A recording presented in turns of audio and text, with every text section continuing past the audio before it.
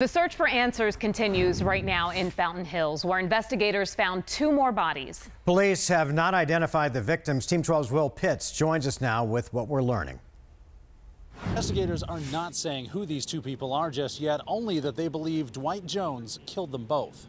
The Maricopa County Medical Examiner's office removing 2 bodies from inside the house. Crime scene tapes surrounding the house and yard.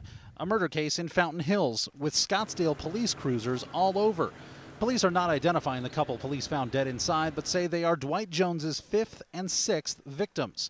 People living nearby say they didn't hear anything, just saw the police arrive. That's the point. We didn't hear a thing. Last night we couldn't tell. This morning when I got out and I saw the ribbons, quite dramatic. Neighbors overcome with the thought of a shooting just doors away. They're next door. Police believe sometime Sunday afternoon, Dwight Jones came to this house and shot the couple inside. They believe it was just hours before police spotted him and put him under surveillance.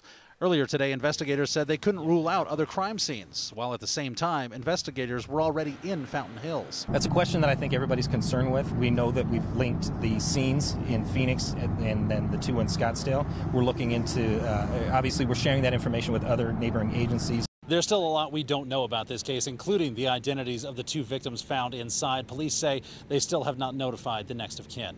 We're in Fountain Hills. William Pitts, 12 News.